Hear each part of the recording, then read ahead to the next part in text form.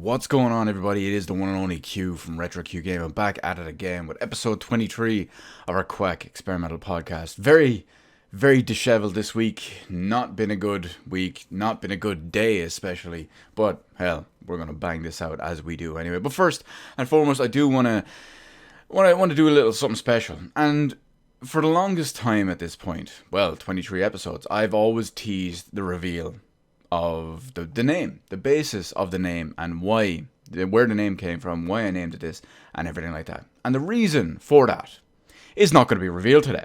But what will be revealed today is let's go on to our rest of our topics. Of course, it will come soon, eventually soon, but not really soon. But anyway, back to our point. First up, we have Gears 5. Now, Gears 5 just launched. There's been many positives, many negatives in so many different regards. But that's not what I want to talk about. I will mention it ever so briefly as well, because when you look at it, the PC version is fantastic. Apparently it looks good on Xbox One X, but the PC version is fantastic. It runs really well. It's highly optimized. There's so many different settings, and overall it looks and plays like a dream. I'm playing it on a GTX 1080 Founders Edition and an i7 5960X, and I'm getting at 1440p with everything completely maxed out and the Ultra HD high-res texture pack. I'm getting roughly about 90 to 100 frames per second. That can drop to maybe about 70 or so in the real big heat of the moment battles. But that's the beauty of it. I have G-Sync, proper actual G-Sync, so I don't need to worry about any of that. But it looks great. It plays well. There's one or two little criticisms I have about with the gameplay, which we'll get to later on, because I will kind of break this into an extra little first impressions bit as well. But before we do that, I want to talk a little bit about the multiplayer. Now, I haven't played the multiplayer yet. That's cute way talking about the multiplayer if you haven't played the multiplayer. But no, it's more so about an announcement of something that's coming soon to the multiplayer. Because given the hero-based nature of the gameplay, we've always seen how individual characters in multiplayer are going to have different powers, they're going to have different abilities and whatnot, and it's not going to be just a regular skin. So you can't just have, I don't know, let's say JD and be whatever role whatsoever. No, it doesn't work that way now. Everything is very specific, very class-based, and everything is locked to specific characters, not just specific skins. Every character has different skins, but yeah, specific characters. Now, there's all sorts of crossovers in regards to this, and I think this is especially funny because way back, I think it was with Gears 4, I believe it was, it might have been the Xbox One X as a console. People were calling out Microsoft. It's like, oh, you're going to have some of these bullshit crossover promotions with such and such a company, and then they came out and said no crossovers for such and such a product with such and such a company. Then, of course, the next product came out and it said, no, crossover with that same product and that same company, or something to that effect. It was just so much bullshit. But there's so many different crossovers when it comes to different products, different games, different anything. Look at Gears 5, for example. We have a crossover with the new Terminator film. I think it's called Terminator Dark Fate. Haven't been paying attention to it. Terminator as a brand and as a franchise has been fairly downhill the last decade or two, which is especially painful to me because Terminator 2 is my favorite film of all time. So that's, yeah. But on top of all that, you've got Sarah Connor, who is basically an Anya clone, Anya skin. You have the Halo Reach Spartans as well. So you have the Noble Squad. I was going to call them Noble 6. That's the main character. You've got Kat and Emil from Noble Squad. And they're going to be there when they already are in Gears of War 5. But now, see, it makes you wonder. First off, Halo Reach, I could understand. It's a Microsoft IP that's all in-house, and Microsoft own Gears and Microsoft own Halo.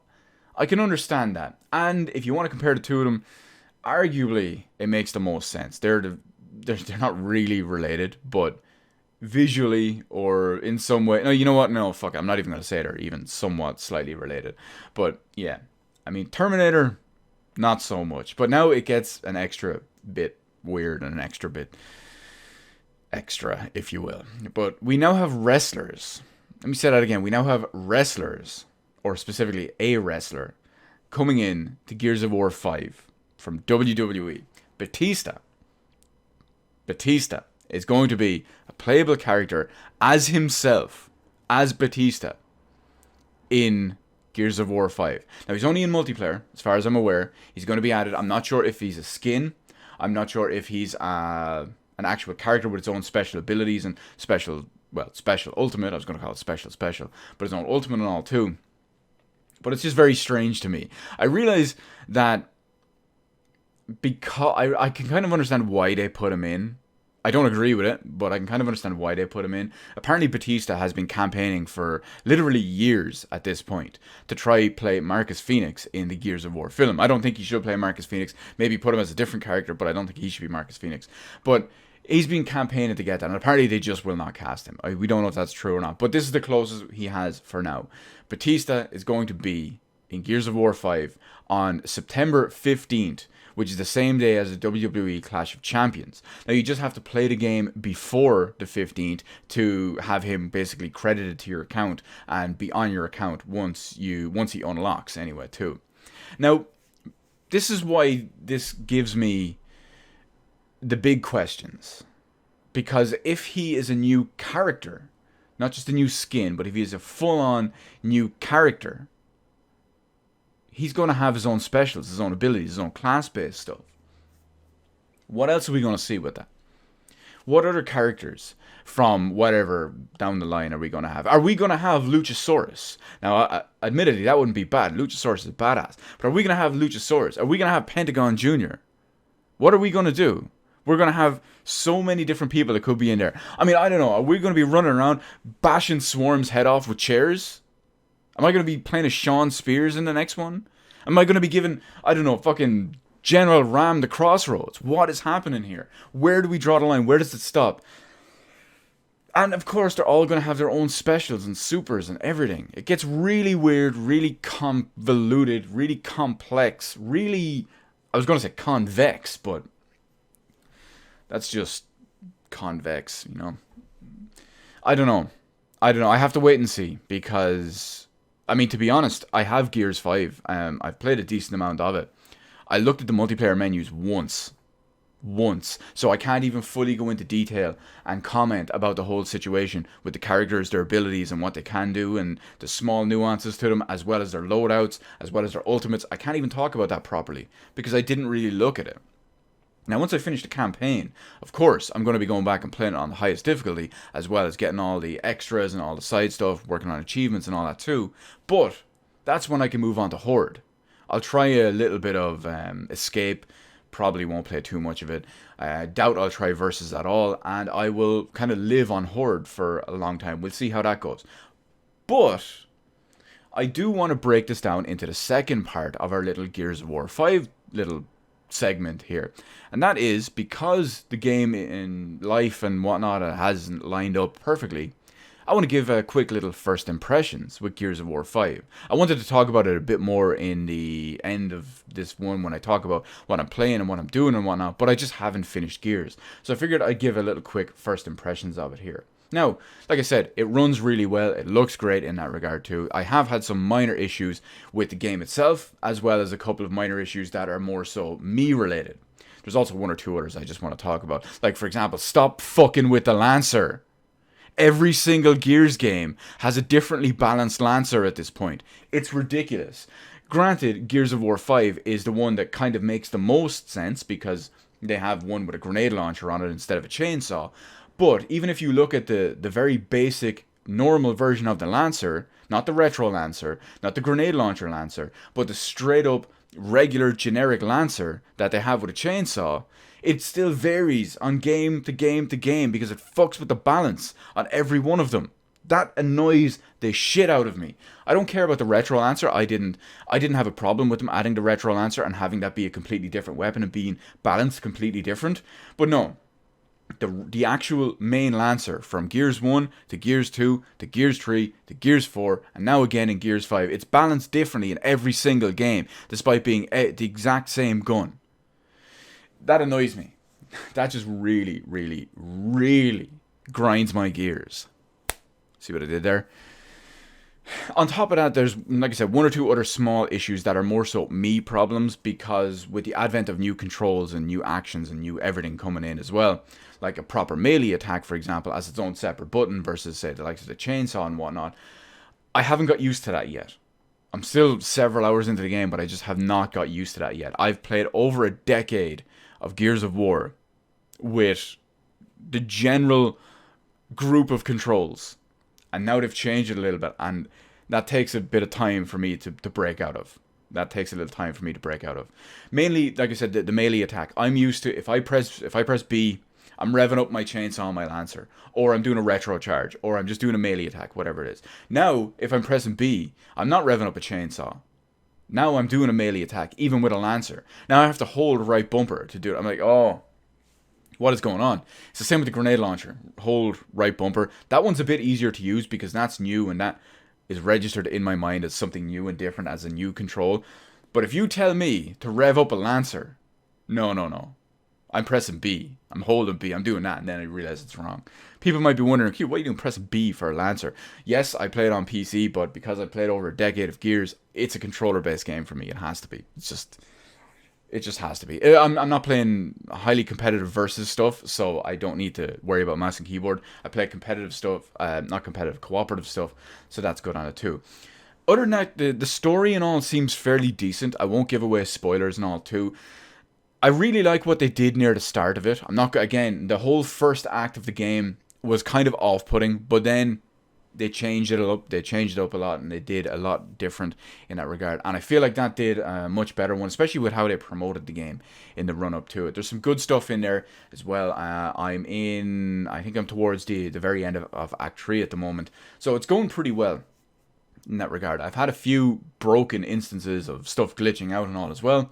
I had one problem where I got to a specific point and Dell's AI just completely broke. He would not leave the room. He was just stuck in the room. I went down in the next room, unfortunately, and I had to crawl all the way back out to get to him. And it was a long crawl, and I almost didn't make it.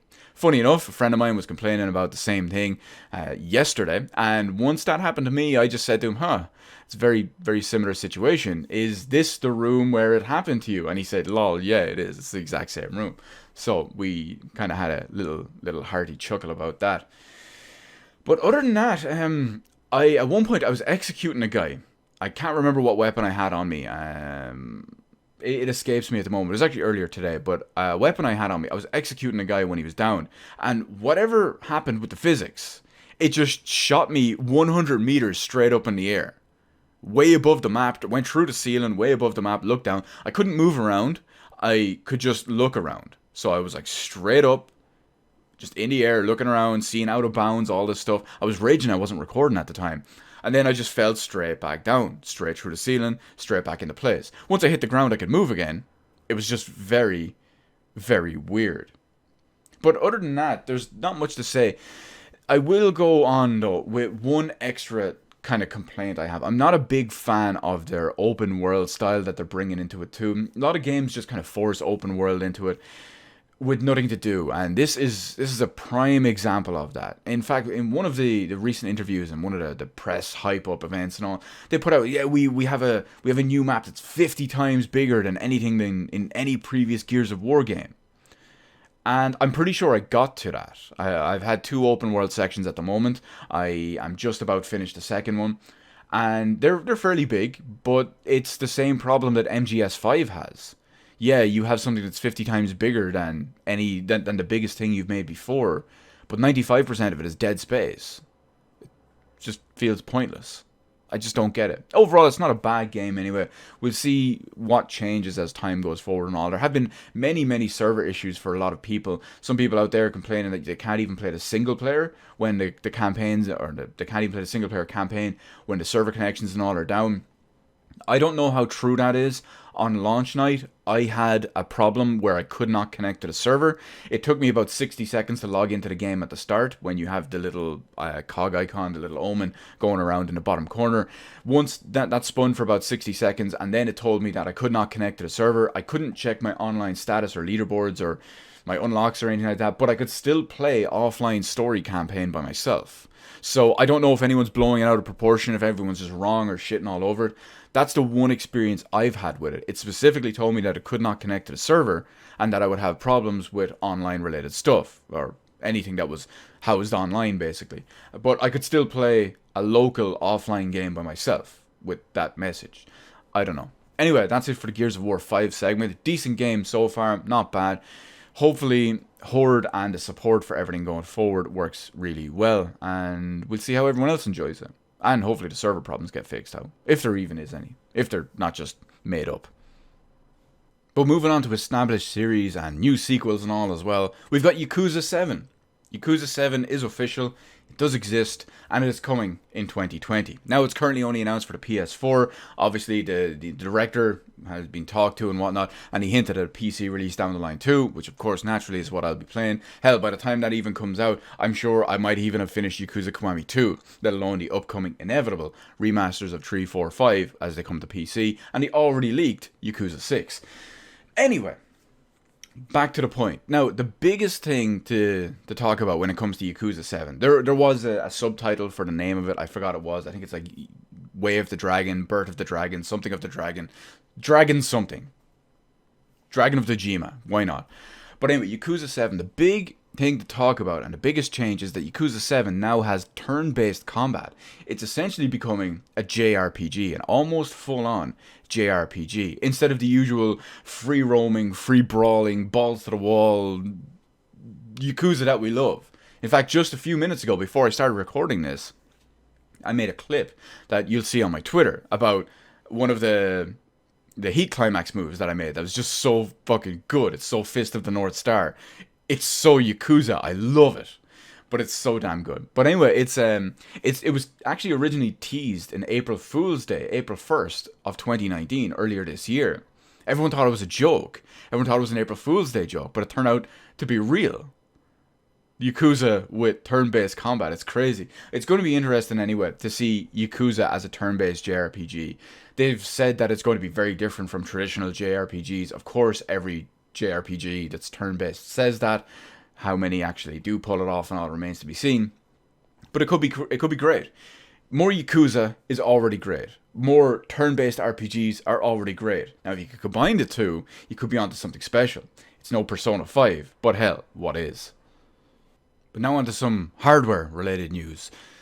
Bit disappointing hardware-related news, but still, we're going to look at the new Neo Geo console. Now, new Neo Geo console, they had been tipped and talked about doing stuff with before. Now, we're not talking about the mini consoles. We're not talking about the Samurai Showdown one. We're not talking about the Neo Geo one. We're not talking about the Neo Geo International one or the Gold Edition one, whatever it is. No, but we're talking about a new console, as they call it, if you will. Now, the big problem, it's not really a new console as you would expect. This is going to be called the Neo Geo Arcade Stick Pro. Now, it's what you would expect based on the name. It's an arcade stick. It's based on the Neo Geo Arcade Stick, or the Neo Geo CD Arcade Stick, the one that came with that. It's very, very similar to it in pretty much every regard. And the whole system is kind of similar to the Capcom Home Arcade. Now, you might remember the Capcom Home Arcade. It's that huge arcade stick, 2-people arcade stick actually, with ROMs and all built into it. It's got the 2 arcade sticks, uses high quality parts, giant ugly Capcom logo, has the HDMI output, it's got the online leaderboard, wireless connectivity and all too. So this is very similar. It has games and everything preloaded inside it. It has a USB-C connector to be powered by. It's got a HDMI output and 720p visuals. It also connects to the Neo Geo Mini if you have one, so you can use it as a proper full-on arcade stick instead of the little tiny one on the thing itself. And we don't seem to have a full list of all the games that are going to be included in this. So we don't know if it's going to have the same games that are built into the Neo Geo Mini consoles. We don't know if it's going to have a completely different list or different anything whatsoever. But what we do know is that it seems, or well, it's been massively hinted at and kind of lines up with some comments that were made with SNK before, that they're making a new Neo Geo game. They're making a new Metal Slug game. Now, apparently, they're making it with the original Neo Geo hardware in mind. They're making it based on that specification. So it will look, feel, play, run, act, everything like an original, authentic, old school 90s Metal Slug game. Now, of course, that could have problems like, say, slowdown and whatnot too. I mean, look at Metal Slug 2. That's awful in that regard. But since it's based on the original hardware, or very similar to it, it's going to be curious to see how it runs on here, or just how it runs in general, or what it's going to look like, how it's going to turn out. Because we all know that nowadays, pixel games, 18-bit, 16-bit, whatever it is, are all the rage, but none of them really feel authentic. None of them, some of them might look a little bit like they run on a NES or a SNES or whatever, or hell, even a Neo Geo, but many of them would not. Many of them aren't built with that limitation in mind. They're designed to look like it, maybe even run like it or feel like it, but they wouldn't. So it will be interesting to see what one is actually made for with the looks of it. There are a few NES games out there that are generally made nowadays that will actually run on a real NES if you flash them onto a cartridge or whatever and put them in, and it will properly run on a NES game. Homebrews, for example, are another great illustration of this. But this is an official Metal Slug game from SNK. That's going to be great. I'm very, very interested to see how this turns out. As for the product itself, the new Neo Geo, I don't know. I probably won't buy this. I didn't buy any of the previous Neo Geo mini consoles. They just didn't do it for me. Obviously, I NES, SNES, the upcoming Sega Mega Drive, and even the Capcom Home Arcade system. But this, I think this is a pass for me. As for the TurboGrafx 16, we'll see how that goes. But this one, I think this was a pass. I'll definitely keep up with it to see how it goes for everyone else though. And as a product. But next up we want to talk about some more hardware. But this time it's coming from the PC side of it. We're going to talk a little bit more about AMD and how they're going to end up in hot water. AMD usually involves hot anything because damn do they run overpowered. But damn do they run extra hot. But anyway, back to what we're talking about now. So AMD have kind of been exposed for lying a little bit here. This is the kind of thing that happens all the time, and or at least when it does, I always laugh because it's just such bullshit on their part. Just many companies are guilty of this. I'll give one other example right off the top of my head as soon as I go through this. But AMD have talked about the new 3rd gen Ryzen boost clocks. Now, for those of you out there who aren't familiar with this, although I don't know why you'd be watching this part of the video, other than my obvious natural charisma, but still, what happens is you have general boost clock, or you have general CPU clocks, which is the average usual performing boost, the clock of your CPU. So it's the speed of it, essentially. Now, you can have boost clocks, which means under extra load or whatever, the CPU can rejig itself to, well, run a little bit faster, to boost a little bit longer. Usually it's not something that can, or maybe shouldn't be prolonged, but it can do it for maybe a few minutes, maybe 20 minutes, probably not an hour, but it can do it as needed. And this is part of the advertising and part of the feature set of a CPU. It's something that you should take into consideration while looking at it. However, the boost clocks on the AMD Ryzen 3rd series chips have been kind of misleading.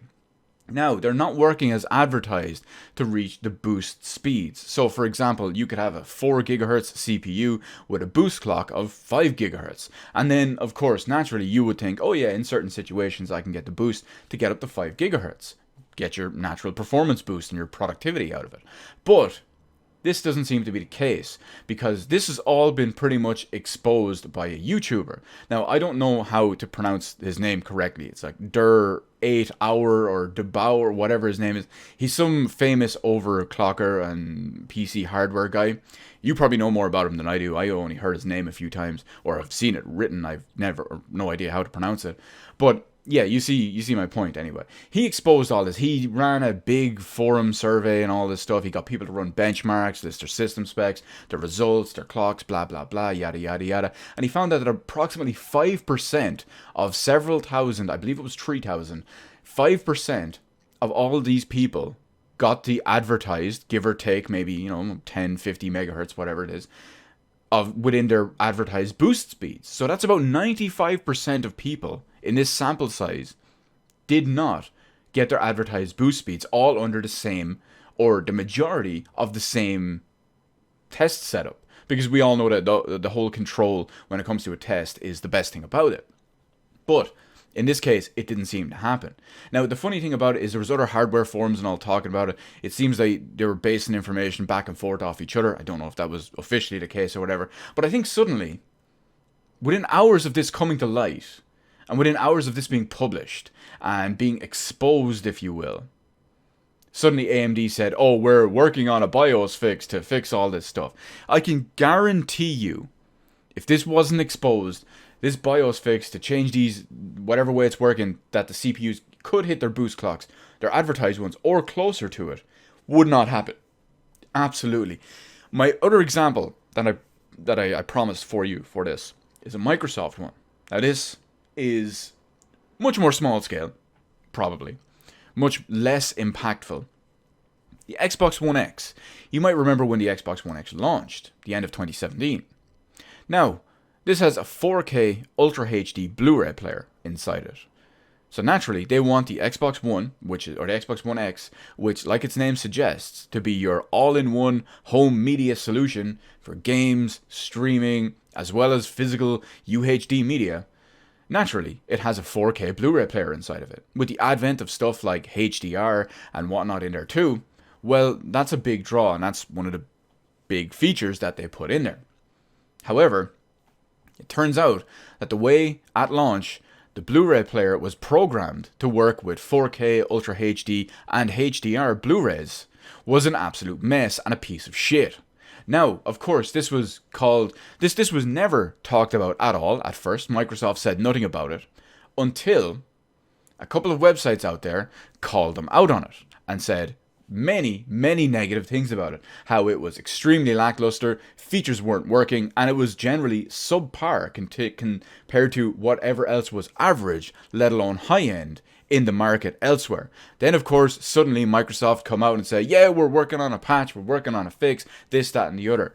I firmly believe in these situations that companies would do nothing to fix this if they weren't called out on it. I could be wrong, but people say I'm a bit of a cynic. I say I'm a bit of a realist. These companies are out to fuck you.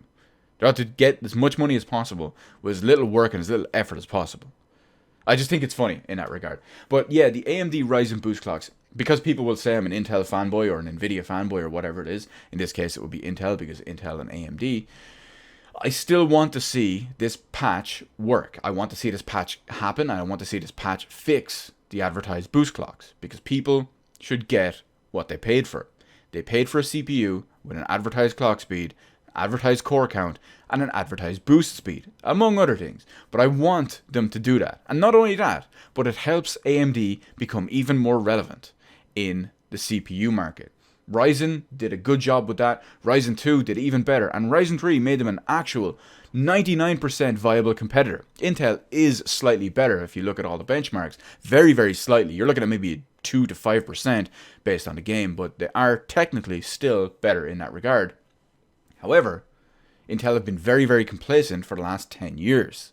And of course, competition breeds innovation. If Intel are really legitimately threatened by these quality AMD Ryzen 3rd generation CPUs, including their base clocks, their core counts, and their boost clocks, well, hopefully that means Intel can make something truly better instead of the shit they've been pumping out. Minuscule, minor upgrades since Sandy Bridge.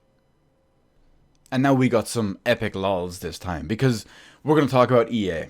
And specifically, we're going to talk about the Star Wars license. We're going to talk about Battlefront 2 and its sequel, or alleged sequel, which basically isn't happening, Battlefront 3. Now, EA and DICE have said for now that there's no hunger for a sequel. Yeah, we realize that, EA, for several reasons. One, because you fucked everyone over. You fucked the gamers over, you fucked the consumers over, you fucked the Star Wars IP over to the point where Disney almost took it away from you. You fucked everyone over. You fucked the industry over, you fucked your company over, you fucked everyone over. So yes, no one wants your shitty online multiplayer focused ones. No, people are somewhat hyped for the new one. I can't remember what it's called. I have zero interest in it whatsoever. The story based one, not the Amy Hennig one, that was cancelled, but the whatever the current one that's coming out, I believe it's later this year, the Jedi Dark I don't remember the name of it, but that one. People are more interested in that than a shitty new Battlefront game that's going to be a rinse and repeat of everything you've done so far.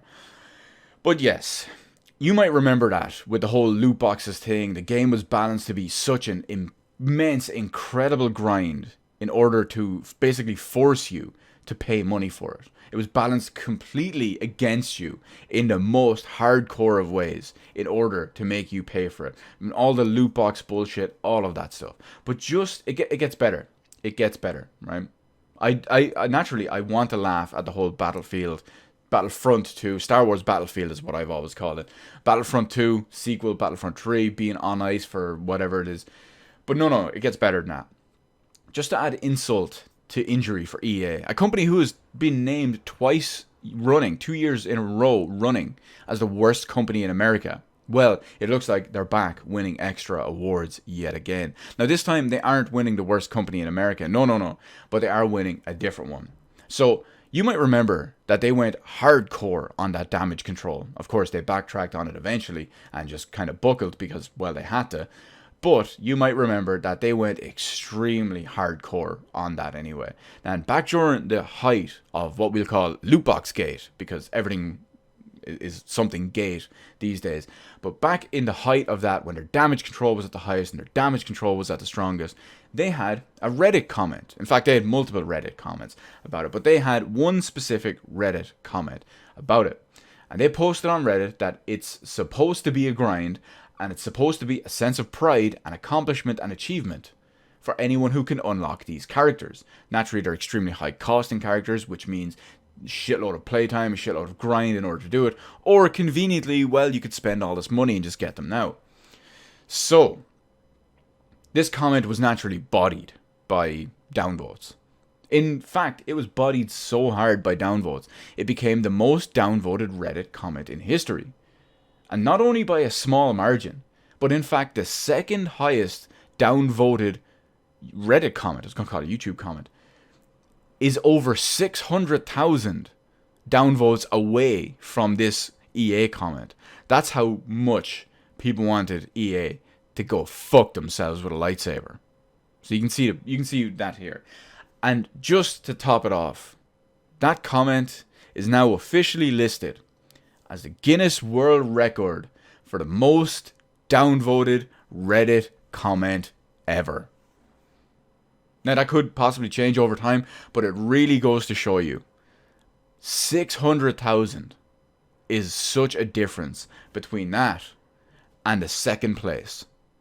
They got fucking bodied. EA, you got fucked for Battlefield, you got fucked for Battlefront, you got fucked for Star Wars, you're getting fucked for Need for Speed, you're getting fucked for everything. Fuck you, EA. That's all I'll say.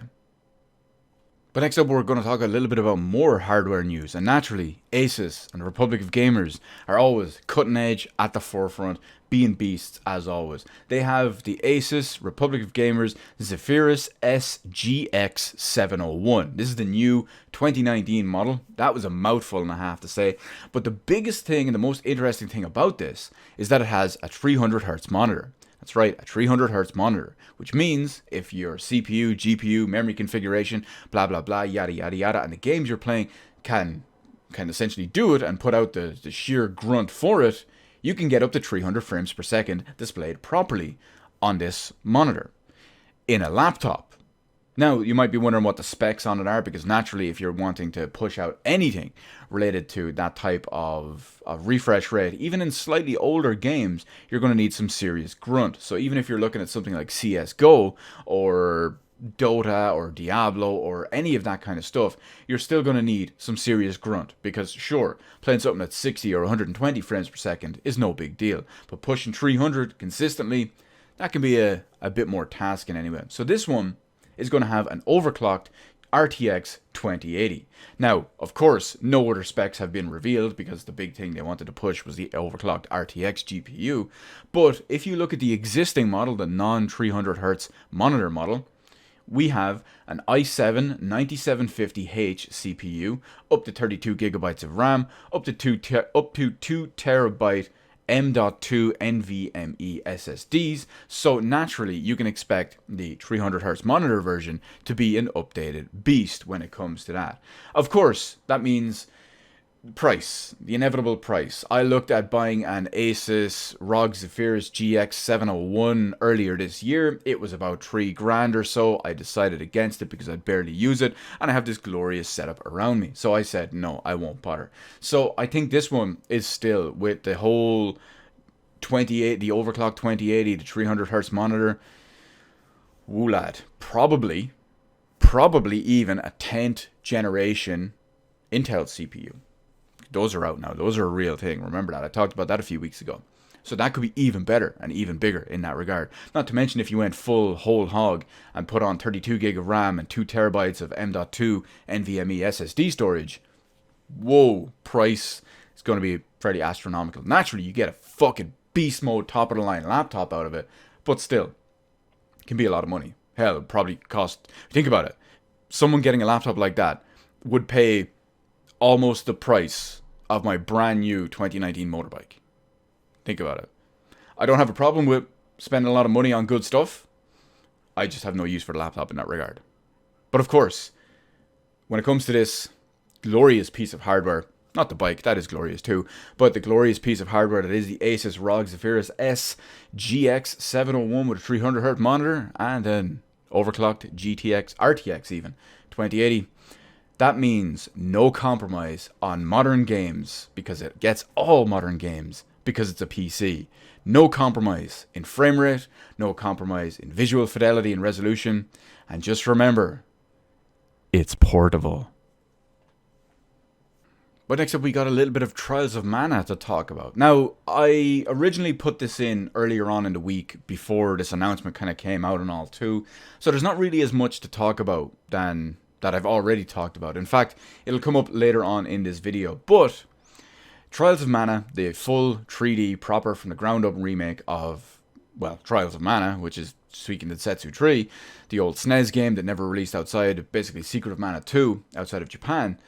Well, it was known that it was going to come out in early 2020 for PC, PS4, and Switch. Now, it was leaked on the PSN at the time. First off, it was leaked anyway, that it would be coming 24th of April 2020. Now, of course, all this information has basically been negated because of something, kind of the official announcement, the official proper original announcement, the intended one anyway. But we'll get to that now in a second. Because after that information was leaked on the PSN, when the product page was updated, Sony and PlayStation Twitter accounts, the PlayStation Network, all that, they officially came out and confirmed it before the next one that's going to happen anyway. So naturally, we'll talk about that in a minute. But naturally, I am going to be looking forward to getting this. I think it looks considerably better than the Secret of Mana remake. Naturally, Secret of Mana is my greatest game and most favorite game of all time, and I thought the remake was deplorable.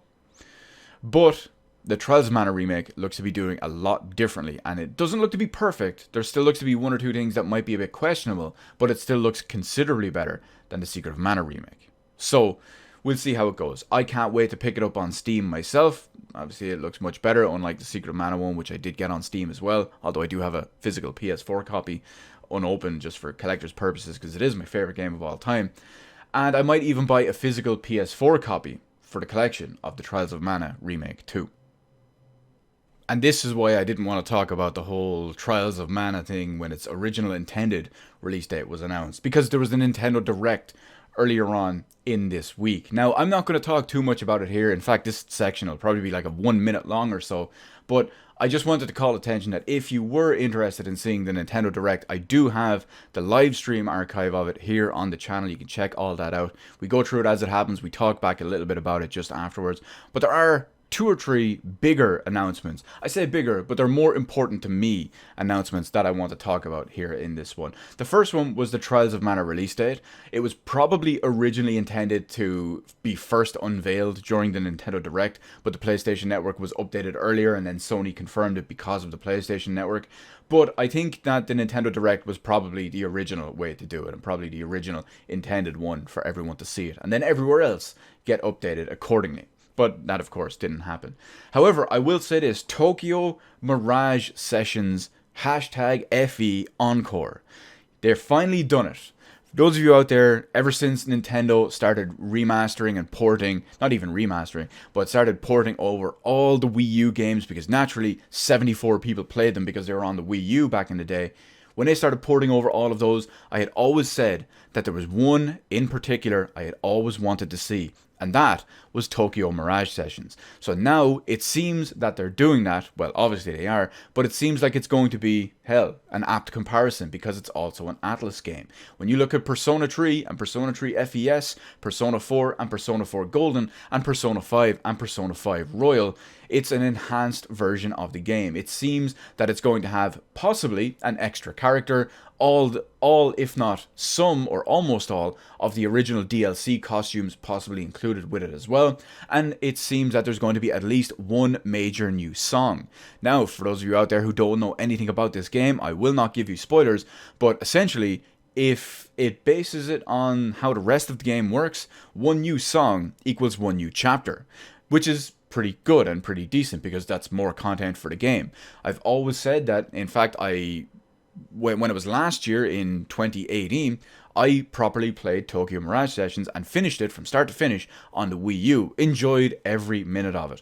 It's a great game. It's very, very underappreciated because it's trapped on the Wii U. Sure, it's no Persona 4 Golden or Persona 5, but it's still a very high quality Atlas JRPG. That's right, Atlas worked with Intelligent Systems to bring a Shin Megami Tensei X Fire Emblem game into a JRPG, and it is glorious in that regard.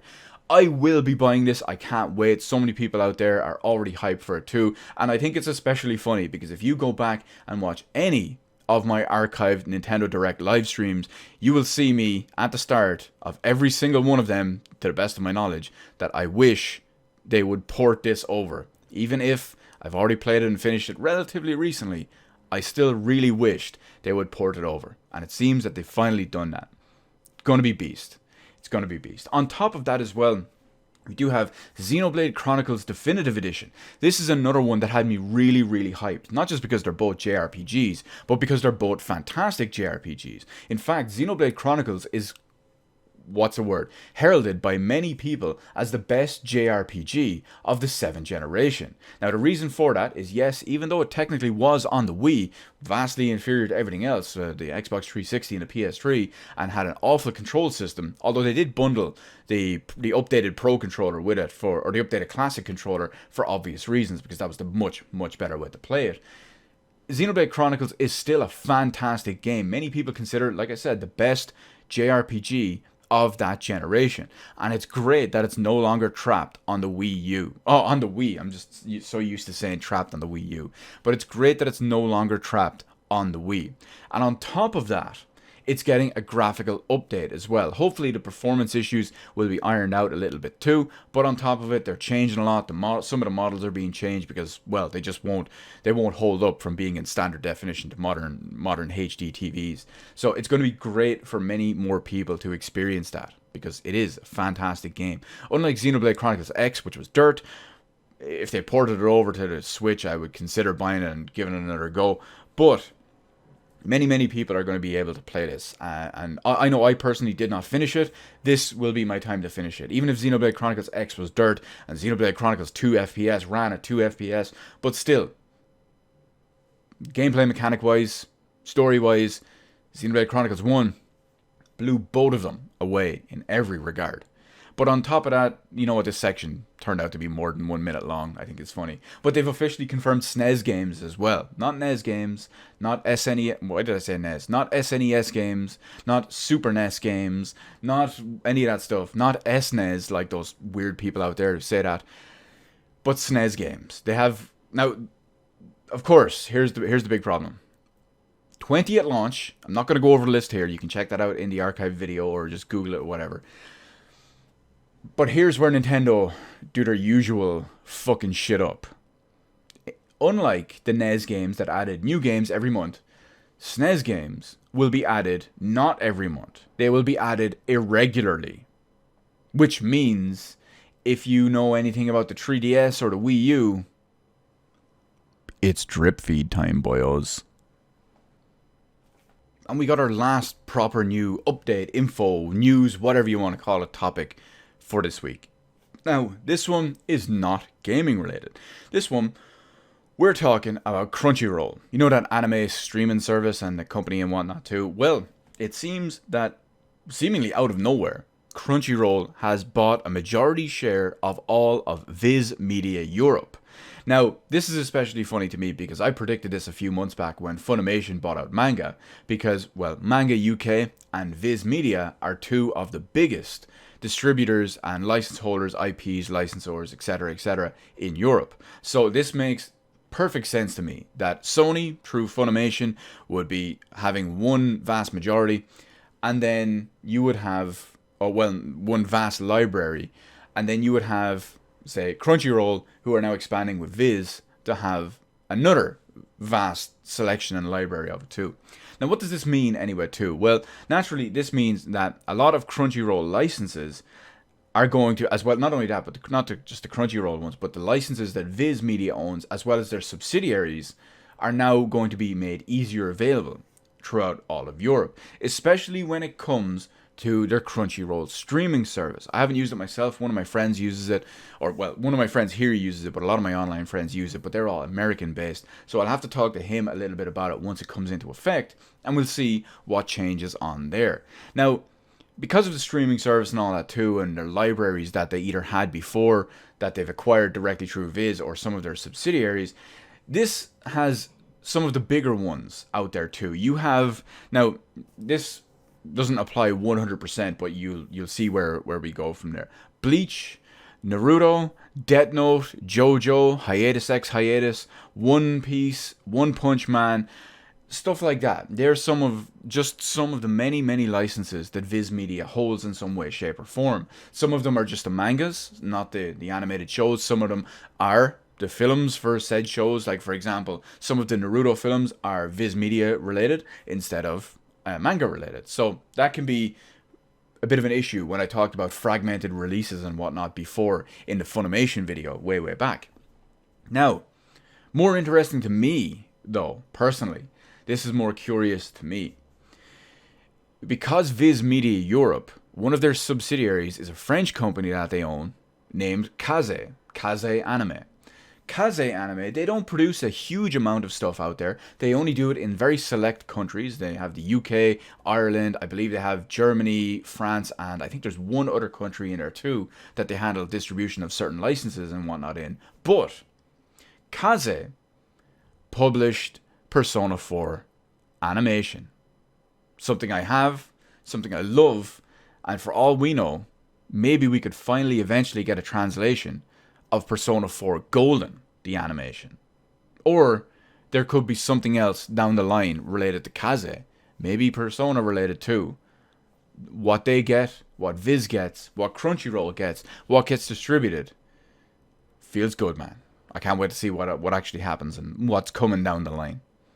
So now that all that boring news and update stuff is out of the way, we're here to the most important topic of the day. Q, what's going on with you? What are you doing? What are you playing? What is up?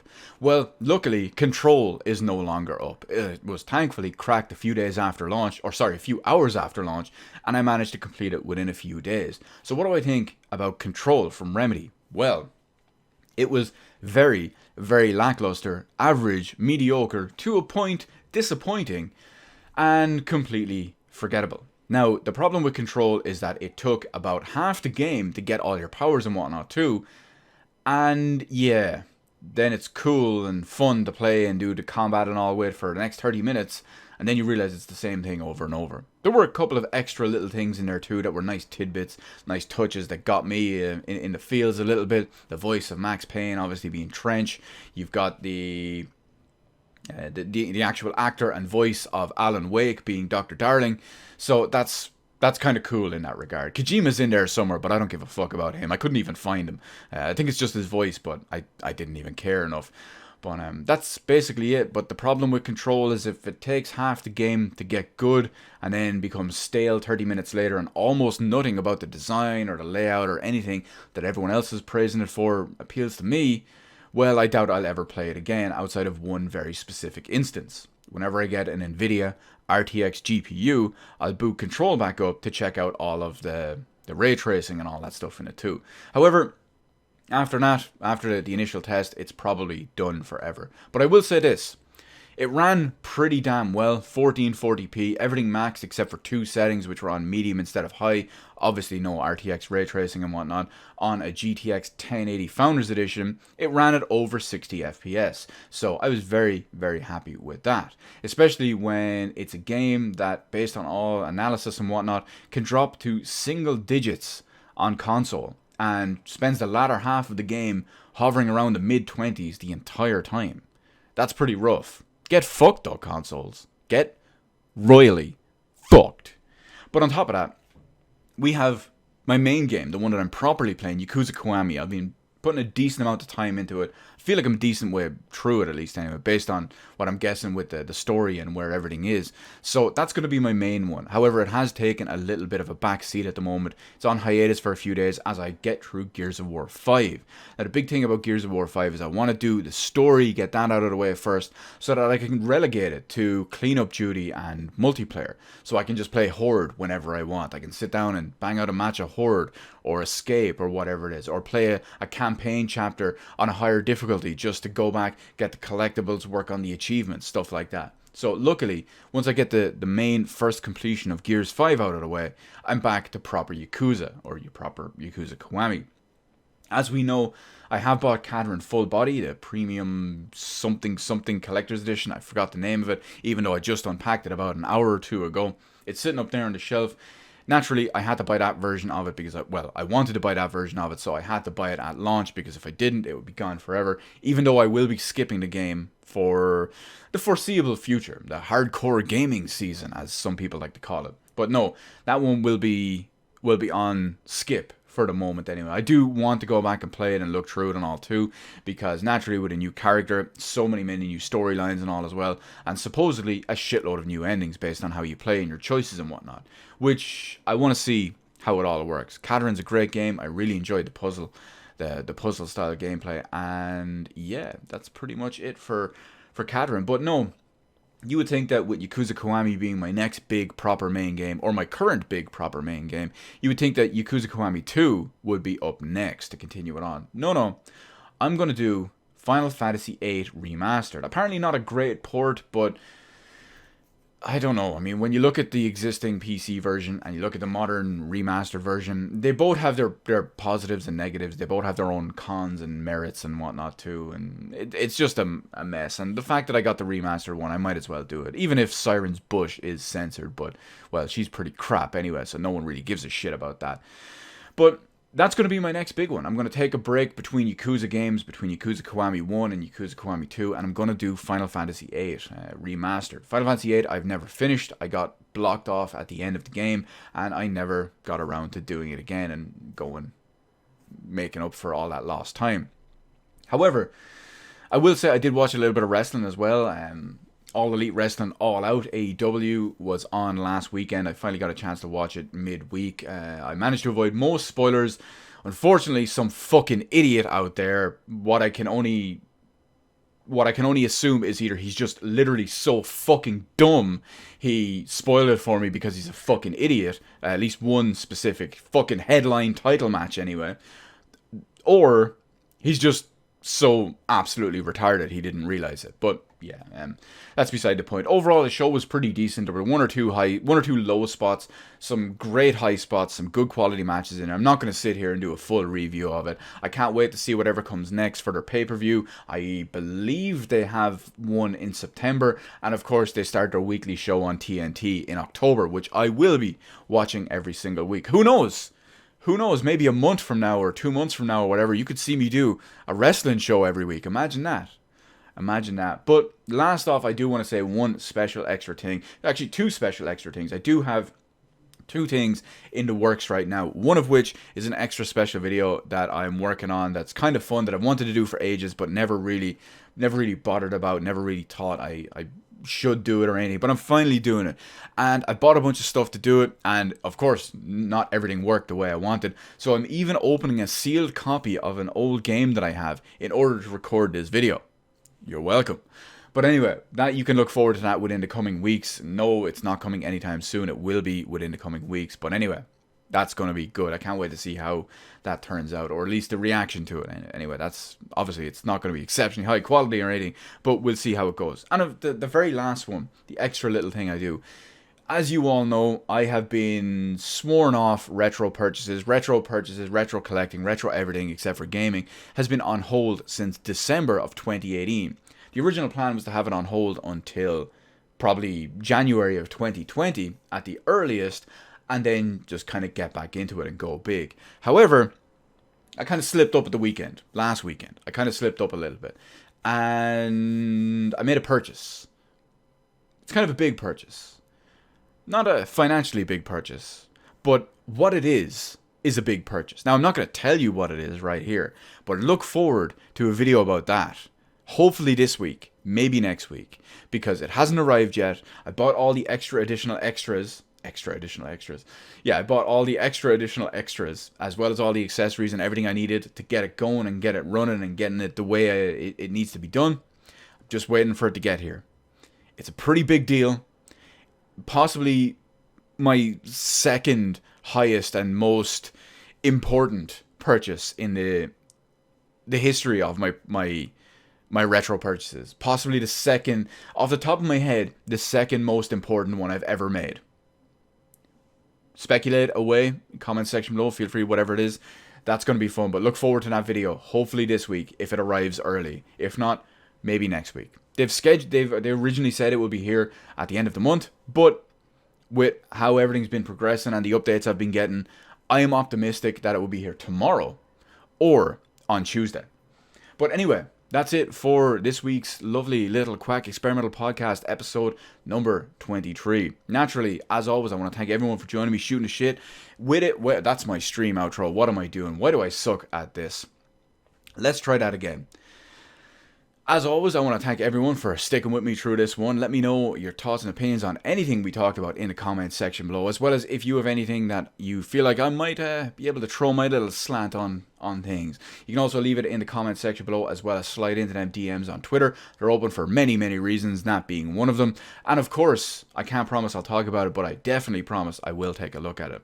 In the meantime, I want to thank everyone for being here. Why not head on over, hit the subscribe button, and even ring the little notification bell. Naturally, as always, thank you so much for watching, and I will see you on the rest of the videos. But wait a minute, that's my other outro, because winners don't play switch ports.